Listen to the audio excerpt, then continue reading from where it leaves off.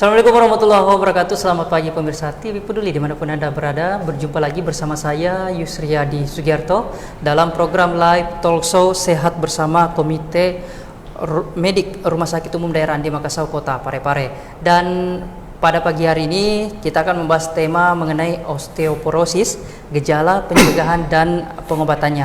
Dan di studio saat ini saya sudah ditemani dengan narasumber kita, yaitu ada Bapak Dr. Muhammad Ali Hasti, spesialis ortopedi dan traumatologi. Assalamualaikum, selamat pagi Ustaz. Ya, waalaikumsalam warahmatullahi wabarakatuh. Sehat Ustaz? Ya, alhamdulillah. Ya, baik Dok. Dan menarik mengenai tema kita yaitu osteoporosis. Ini mungkin secara umum orang sudah mengetahui osteoporosis itu apa, tapi lebih jelasnya mungkin bisa dijelaskan Dok. Apa sih osteoporosis ini? Ya, betul. Terima kasih atas kesempatan yang diberikan kepada saya. Pada kesempatan ini saya akan mencoba membawakan salah satu penyakit yang sering dialami pada usia lanjut, yaitu osteoporosis. Mungkin orang yang tadi presenter yang mengatakan bahwa osteoporosis ini sudah kita kenal, sudah masyarakat awam sudah pada umumnya sudah mengenal bahwa osteoporosis itu yaitu pengeroposan tulang, ya. Untuk lebih jelasnya pengertian osteoporosis, ya, secara medis kita katakan bahwa suatu penyakit di mana sudah terjadi penurunan massa tulang yang sangat signifikan sehingga tulang itu keropos dan tipis sehingga akan mudah terjadi patah tulang. Dengan aktivitas biasa saja tulang kita bisa patah. Orang cuma ikat tali sepatu atau naik motor, naik kendaraan di jalan yang berlubang-lubang, itu tulang belakangnya bisa patah, ya. Kalau orang tua biasa lecet jatuh di kamar mandi, tulang penggal pahanya bisa patah atau pergelangan tangannya juga bisa patah, ya. Seperti itu gambaran. Ya, kalau secara WHO lebih jelas lagi bahwa osteoporosis itu dikatakan osteoporosis itu harus melalui suatu pemeriksaan di mana massa tulangnya dikatakan di bawah minus 2,5 T-score, ya. Dia harus diperiksa melalui alat tertentu, ya. Kenapa saya angkat tema ini? Karena penyakit ini hampir bisa dikatakan hampir 50% pada wanita, terutama pada wanita usia tua, sekitar 40% berdasarkan data Kemenkes. Umur 50-an ke atas wanita dikatakan 40% mengalami osteoporosis. Untuk laki-laki alhamdulillah kita relatif lebih sedikit, ya, sekitar 13%, ya. Nah, itu pengertian dari osteoporosis. Ya, osteoporosis itu sendiri ada macam-macamnya, ada dua macam, yaitu osteoporosis primer, ya, mungkin bisa dikatakan secara alamiah, ya, karena proses penuaan, ya. Pada wanita usia 50-an ke atas mereka mengalami postmenopause. Postmenopause ini di mana hormon estrogen yang sangat bermanfaat untuk pembentukan sel-sel tulang itu mengalami penurunan yang sangat signifikan. Nah, makanya kenapa sampai wanita itu lebih sering terjadi osteoporosis. Kalau laki-laki kan tidak ada istilah menopause. Laki-laki, ya, bisa sampai 70-an, ya, relatif mereka lebih aman, ya. Kalau yang kedua itu osteoporosis sekunder, osteoporosis yang mungkin disebabkan oleh penyakit-penyakit tertentu, ya. Memang ada beberapa penyakit-penyakit yang bisa menyebabkan tulang keropos seperti rheumatic arthritis, ya. Rheumatic itu, ya, bisa menyebabkan osteoporosis. Bisa juga karena asupan makanan yang kurang, ya, asupan kalsium, vitamin D yang kurang, ya. Ya, itu osteoporosis sekunder, ya. Itu jenis-jenis osteoporosis, ya. Untuk faktor resiko ada beberapa faktor resiko yang menyebabkan terjadinya osteoporosis. Yang pertama yaitu wanita Ini wanita kan tidak mungkin diubah jenis kelaminnya ya. Wanita memang yang seperti tadi saya bilang bahwa wanita itu cepat mengalami menopause, ada istilah menopause, sehingga hormon estrogennya ini sangat menurun. Hormon ini sangat penting untuk proses pembentukan tulang ya. Jadi kalau misalnya hormon ini menurun, otomatis proses pembentukan sel-sel pembentukan tulang itu akan ikut juga menurun ya. Ya, itu yang pertama. Yang kedua, usia ya. Seiring dengan bertambahnya usia, proses pembentukan tulang ini juga ikut menurun ya. Ikut menurun usia. Dikatakan dalam ilmu kedokteran bahwa masa pertumbuhan itu ada di dalam tulang itu, sebenarnya saya agak lupa tadi. Di dalam tulang itu ada proses siklus sama dengan anggota tubuh lain. Misalnya kulit, ada pergantian kulit ari itu. Kalau kita mandi pagi hari terus gosok-gosok ada daki, itu adalah kulit ari yang sudah mati.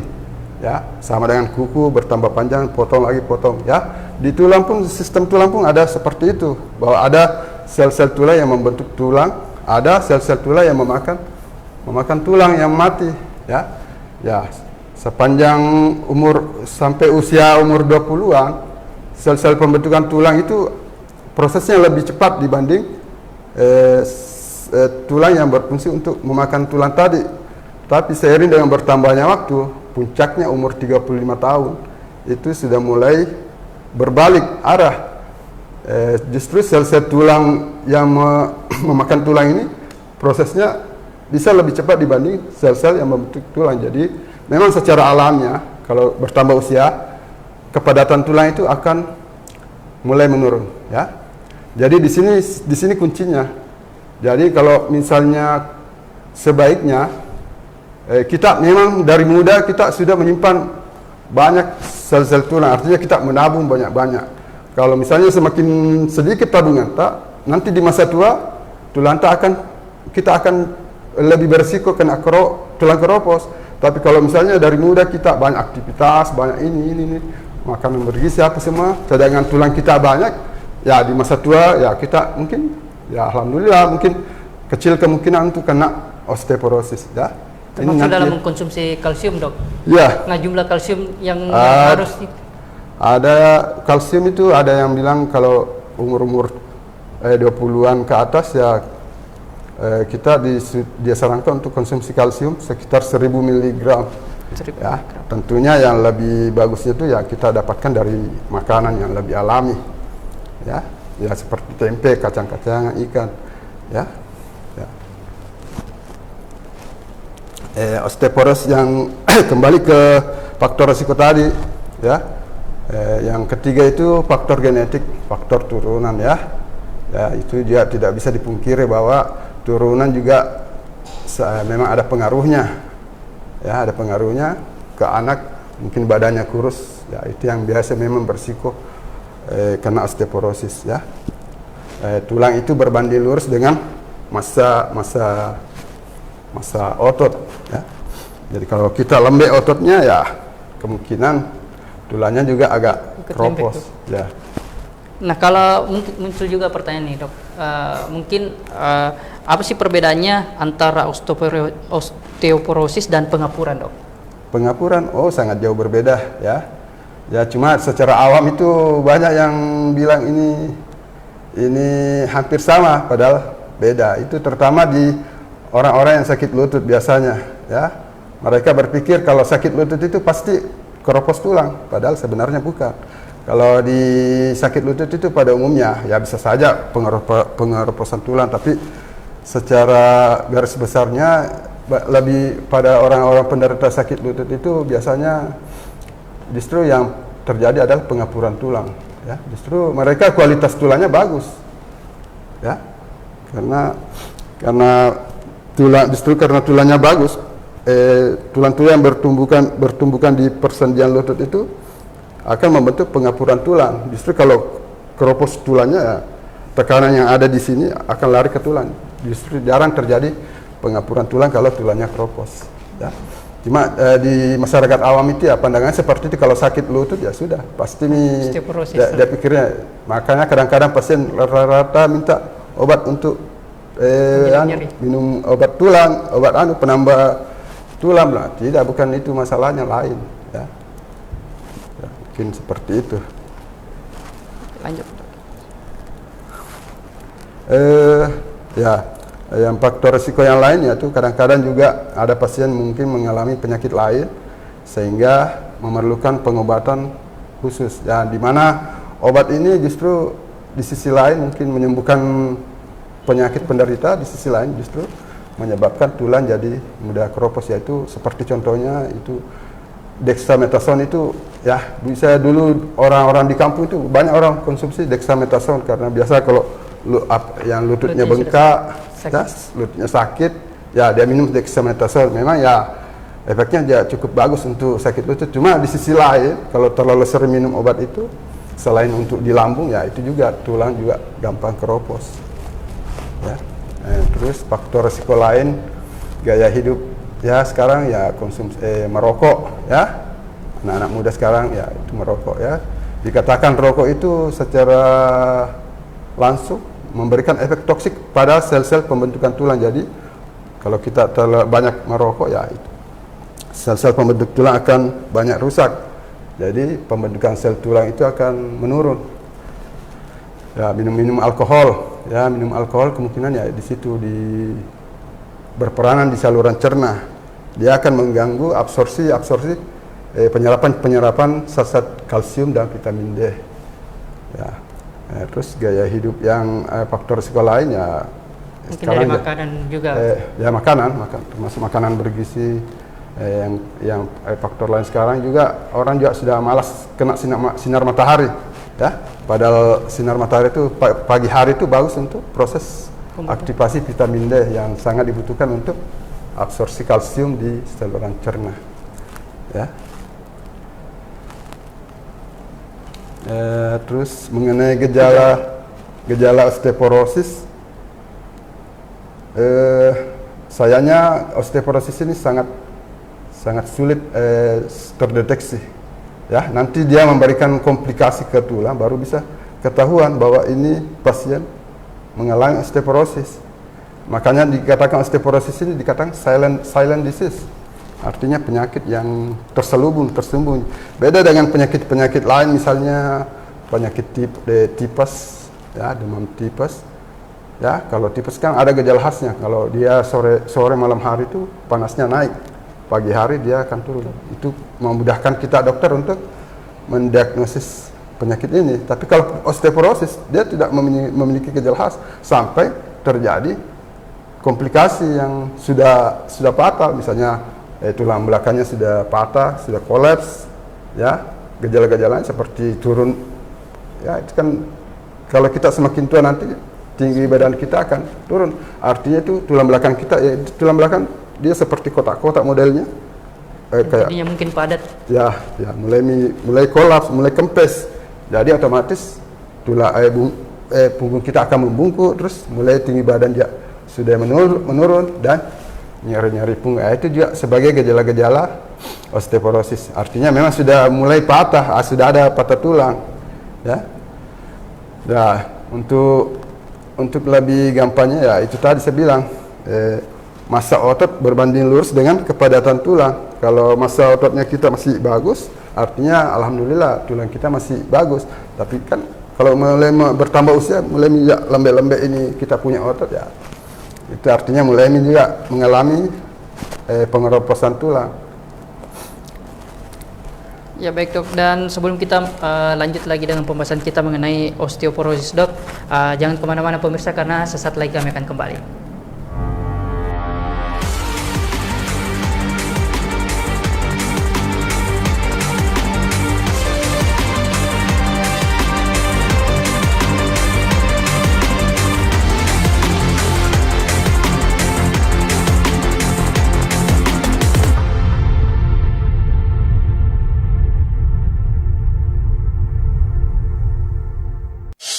Telah hadir di kota B.J. Habibie, pusat jajanan dan oleh-oleh khas Parepare. Dapatkan aneka jajanan, aksesoris yang unik, souvenir, serta berbagai busana menarik yang didesain langsung oleh Ibu Haja Erna Rashid Taufan. Bagi Anda yang berkunjung ke kota Parepare, kurang lengkap rasanya jika Anda belum berkunjung ke pusat jajanan oleh-oleh khas Parepare. Semua tersedia di Balai Ainun Habibie.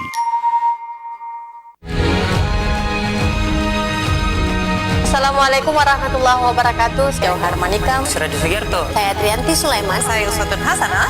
Hadir di layar televisi Anda dengan suguhan informasi yang telah dirangkum tim redaksi kami. Kita mulai news update selengkapnya. Peduli FM. Pendengar, mari kenalan lebih dekat dengan kami. Klik tombol like di Facebook fanpage Radio Peduli 96,9 FM dan live streaming di rpp.pareparekota.go.id atau dengarkan kita juga melalui aplikasi RDio. Download aplikasinya di Play Store secara gratis. On your radio, on your mobile, and Online.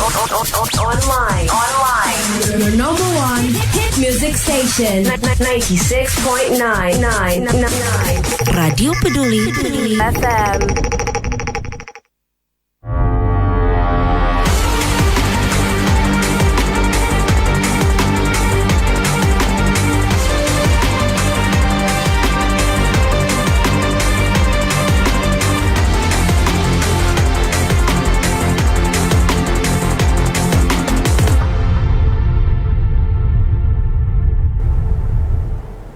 Ya baik, terima kasih masih tetap bersama kami pemirsa TV Peduli dimanapun Anda berada. Masih dalam live talk show Sehat bersama Komite Medik Rumah Sakit Umum Daerah Andi Makassau Kota Parepare. Dan masih bersama Dr. Muhammad Ali Hasti, spesialis ortopedi dan traumatologi. Tadi kita sudah mendengarkan penjelasan mengenai gejala dari osteoporosis. Nah, baik dok, nah untuk diagnosis pengobatan dan pencegahannya sendiri ini bagaimana dok? Silakan. Ya, untuk masalah diagnosis osteoporosis ini memang rada-rada agak sulit ya, karena tadi saya bilang seperti yang saya bilang tadi bahwa gejalanya tidak khas. Padahal ini sangat penting dalam mendiagnosis suatu penyakit bagi kami dokter, gejala yang paling utama. Sayangnya osteoporosis ini gejalanya tidak khas, makanya disebut silent disease. Ya, menjadi patokan kita ya usia, faktor kita bisa melihat umur sekian dia sudah mengalami menopause. Ya, kalau di luar negeri usia-usia menopause itu sudah mungkin ya sudah rutin dilakukan pemeriksaan BMD, bone mass density, kepadatan tulang ya, karena dianggap memang sudah beresiko untuk mengalami osteoporosis ya. Ya, itu tadi karena mereka tidak punya gejala khas, jadi memang agak sulit mendeteksi. Terus kan tidak mungkin kita aja melakukan pemeriksaan ronsen atau apa hanya sekadar untuk mengetahui bahwa kita osteoporosis atau bukan ya. Terus yang kedua, tingkat kesulitannya karena alat untuk mendeteksi kepadatan tulang ini untuk saat ini di Sulawesi Selatan cuma ada di Wahidin ya. Sementara rumah sakit lain juga termasuk Andi Makassau belum ada tersedia. Ya, karena memang juga alatnya termasuk alat yang mahal. Ya, untuk mendiagnosis osteoporosis ini ya ada beberapa alat yang bisa dilakukan, yaitu pemeriksaan ronsen biasa. Ya, itu pun untuk mendeteksi kalau biasa kita lakukan kalau ada curiga ada patah tulang terutama pergelangan tangan, tulang punggung atau pangkal paha. Ya, itu biasa kita lakukan pemeriksaan ronsen. Ya, kita tahu bahwa pemeriksaan ronsen itu juga mempunyai dampak negatif. Ada radiasi. Ya, itu yang kita bilang bukan bilang tidak sembarang bilang setiap saat mau orang dilakukan X-ray. Ya. Yang kedua yaitu ada namanya DEXA ya. Ini alat ini yang khusus memeriksa kepadatan tulang. Ya, yang saya bilang cuma ada di Wahidin sepertinya. Mungkin ada pemirsa yang sudah pernah melakukan pemeriksaan MRI ya, seperti itu modelnya. Dia dalam bentuk terowongan ya, diperiksa kepadatan tulang. Yang kalau misalnya di bawah yang saya bilang tadi bone mass density-nya di bawah minus 2,5 T-score-nya ya itu sudah dianggap osteoporosis. Ya. Terus pemeriksaan lainnya ya pemeriksaan darah, ya bisa dicek pemeriksaan kalsiumnya berapa, vitamin D-nya berapa, elektrolitnya bagaimana, ya itu. Atau mungkin juga pemeriksaan untuk misalnya kita curiga penyakit-penyakit tertentu yang kemungkinan bisa menyebabkan osteoporosis, seperti rheumatic arthritis, osteomalacia, ya. Ada beberapa penyakit yang memang bisa dideteksi dari pemeriksaan darah, ya. Ya, mungkin itu dari diagnosis. Terus untuk pengobatannya ada, ya tergantung dari penyebabnya. Itu ada, kita bagi dua, pengobatan secara hormonal dan pengobatan secara non hormonal. Ya, tergantung dari penyebab dari osteoporosis ini. Kalau misalnya pada usia-usia 50-an untuk wanita yang sudah postmenopause, ya biasanya kemungkinan besar itu penyebabnya itu faktor hormonal. Ya, biasa kita berikan obat-obat hormonal, ya. Terutama obat-obat hormonal. Untuk sakit-sakit lainnya yaitu yang non hormonal. Pengobatan yang bisa mencegah tulang yang memakan Sel. Ya, menurunkan kepadatan tulang itu, mencegah supaya tidak terlalu aktif. Ya, terus ya diberikan konsumsi kalsium, vitamin D, ya. Untuk untuk pencegahannya sendiri, yang saya bilang tadi bahwa osteoporosis di masa tua itu sangat tergantung dengan tabungan kita di masa muda. Jadi pencegahan ini terutama untuk kaum muda. Kalau yang sudah umur 50-an ke atas sudah bukan pencegahan lagi namanya, ya. Ya, ini yang saya mau tekankan di sini bahwa pencegahan ini, pasti orang masyarakat awam sudah pada tahu semua bahwa pencegahan itu jauh lebih baik daripada pengobatan. Karena pengobatan itu ya kadang ya begitulah. Kita obati yang ini justru berdampak ke yang lain. Jadi pasti yang namanya pencegahan itu jauh lebih baik. Dan pengobatan belum tentu semaksimal, tidak bisa terlalu maksimal. Ya, kalau sudah terjadi osteoporosis itu memang sudah agak susah. Ya, jadi pencegahan memang itu jauh lebih penting, ya, terutama usia-usia 20-an, ya. Yang pertama itu diet, makan makanan bergizi, ya. Dikatakan dalam buku bahwa hampir 90% proses pembentukan tulang itu sangat dipengaruhi oleh faktor makanan bergizi, ya.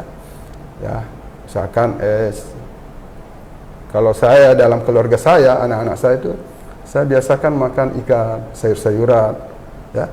Kan sekarang ini dilema, ya. Sekarang ini banyak makanan siap saji yang tersedia, makanan instan, ya.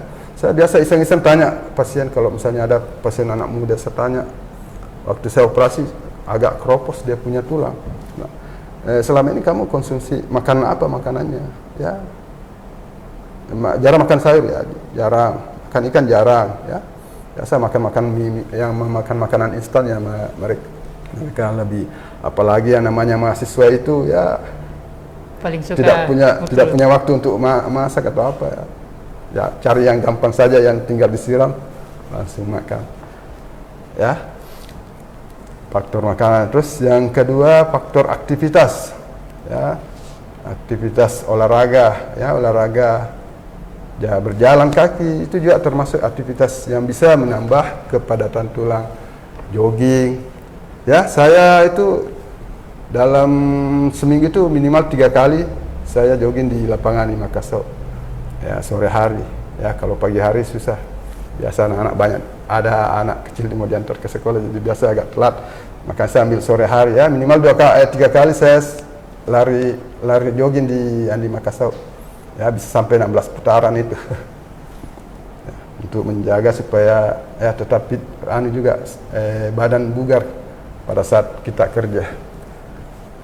Ya, baik, Dok. Dan mungkin muncul juga pertanyaan, Dok, mengenai usia seseorang yang terkena osteoporosis. Apakah pada usia muda juga bisa terkena, Dok?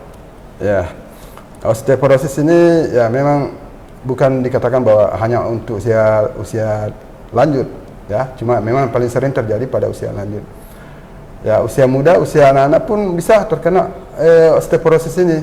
Kan ada beberapa penyakit tertentu yang dari lahir memang bisa menyebabkan osteoporosis ini seperti ada istilahnya apa nih? Memang ada osteoporosis istilah osteoporosis muda. Saya lupa istilahnya.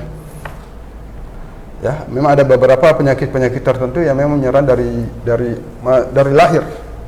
Ya. Juga pada usia-usia remaja ya bisa terjadi, apalagi kalau dia sering konsumsi alkohol, kafein itu juga kalau berlebihan juga bisa menyebabkan osteoporosis. Ya, minuman soda itu juga dikatakan menghambat penyerapan kalsium di dalam sistem pencernaan. Ya, anak-anak muda jarang malas-malasan ikut kena sinar matahari, takut kena sinar matahari, takut hitam atau apalah. Ya, itu juga sangat mempengaruhi kepadatan tulang kita. Ya, bisa saja terjadi mulai dari anak-anak, remaja, usia tua. Ya, memang jarang. Ya. Tapi pada umumnya usia lanjut ya, Dok? Ya, pada umumnya paling sering memang pada usia-usia. Tadi juga, Dok, saya sempat garis bawah mengenai rematik. Nah, dalam rematik ini apakah orang yang terkena penyakit rematik dikatakan juga sudah osteoporosis, Dok? Belum pasti bilang dia osteoporosis, cuma dikatakan bahwa ada resiko dia rematik ini bisa beresiko osteoporosis. Ya, ya itu rematik memang ada risiko untuk terjadi osteoporosis. Memang salah satu ciri dari rheumatoid arthritis memang itu kalau kita lakukan pemeriksaan ronsen itu dia tulangnya itu mulai mengalami osteoporosis. Gambaran kalau di foto ronsen itu gambaran tulang yang normal itu putih dia tulangnya. Tapi kalau rheumatoid arthritis dia akan agak gelap, agak hitam. Ya, itu menandakan bahwa memang dia sudah terjadi osteoporosis. Ya, memang salah satu cirinya ya rheumatoid arthritis itu tulang sudah mengalami osteoporosis. Salah satu ciri dari rheumatoid arthritis. Nah, baik pemirsa, jadi kami juga menghimbau kepada pemirsa bukan hanya untuk anak-anak muda saja, walaupun usia lanjut juga. Mungkin dari segi makanan yang dikonsumsi ini disarankan untuk makan makanan yang sehat, 4 sehat 5 sempurna ya, Dok. Ya. Memperbanyak konsumsi ikan yang kita tahu proteinnya itu cukup tinggi, kalsiumnya juga, Dok. Ya, vitaminnya, kalsiumnya tinggi. Ikan, daging-daging kurangi untuk makan makanan cepat saji, terutama mie instan, Dok. Ya. Ini kebanyakan anak-anak mahasiswa mie instan atau makanan-makanan jajanan di luar yang mungkin karena tidak sempat masak, akhirnya hanya beli. Ya. Kalaupun misalnya terpaksa makan mie instan, ya setidaknya mungkin bisa beli sawi. Ya, saya biasa kalau makanan Indomie minimal ada sawinya, kasih wortel, pokoknya ada sayurannya lah untuk menambah gizinya. Ya, baik, Dok. Ya, baik pemirsa, jangan kemana-mana karena sesaat lagi kami akan kembali.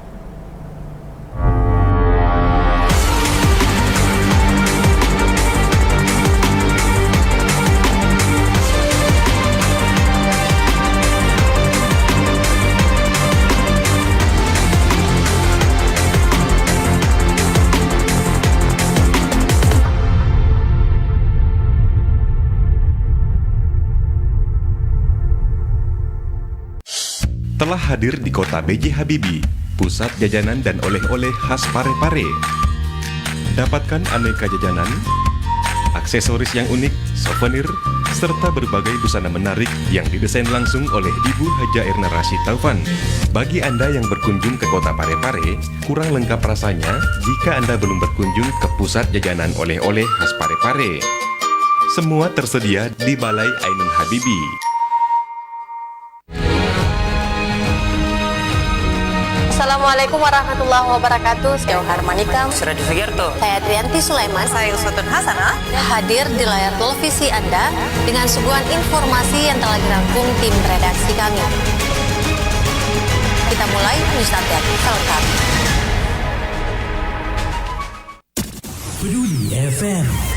Pendengar, mari kenalan lebih dekat dengan kami. Klik tombol like di Facebook fanpage Radio Peduli 96,9 FM. Dan live streaming di rpp.pareparekota.go.id. atau dengarkan kita juga melalui aplikasi RDO. Download aplikasinya di Play Store secara gratis. On your radio, on your mobile, and Online. your number one hit music station. 96.9 Radio Peduli FM.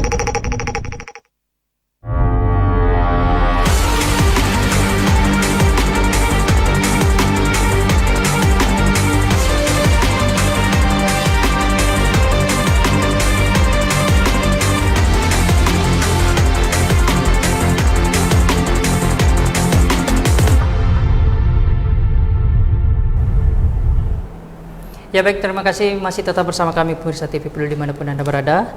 Masih dalam talkshow sehat bersama Komite Medik Rumah Sakit Umum Daerah Andi Makassau, Kota Parepare. Dan terakhir dok, mungkin sebelum menutup perjumpaan kita, mungkin masih ada pembahasan, mungkin bisa dipertegas kembali mengenai pencegahannya dok, silahkan. Oh iya. Saya bilang tadi bahwa ada 3 yang pertama ya.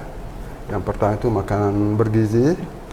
Ya, makanan bergizi harus tetap dijaga karena dikatakan pada usia-usia, terutama usia muda remaja 18 sampai 20 tahun itu dikatakan bahwa 90% pembentukan sel-sel tulang di dalam tulang itu berasal dari makanan yang bergizi seimbang ya. Ya, itu yang pertama. Yang kedua, aktivitas fisik ya. Olahraga ringan, bisa jalan kaki, jogging apa semua. Saya sempat baca jurnal bahwa dikatakan orang bahasa Indonesia ini termasuk warganya yang paling sedikit melakukan aktivitas jalan kaki. Ya, itu sangat disayangkan. Justru negara-negara maju dengan fasilitas lengkap apa mobil, kendaraan apa semua lengkap. Justru mereka termasuk negara-negara yang paling warganya, di mana warganya melakukan jalan kaki yang paling banyak, paling jauh ya. Mungkin karena kesadaran mereka bahwa dengan berjalan kaki, mereka tulang-tulang mereka akan terjaga, kepadatan tulang mereka akan terjaga. Saya punya dosen dari Jepang, mungkin melihat kesehari-harian orang-orang di sana. Kalau dia mau naik ke lantai 3-4, dia lebih senang lewat tangga, naik. Kalau turun mungkin saya sarankan lebih ya bagus lewat tangga lift atau tangga jalan, karena ya resiko cedera lutut kalau turun tangga. Tapi kalau naik itu justru akan memperbaiki baik lutut sendiri maupun untuk seluruh secara umum tulang ya.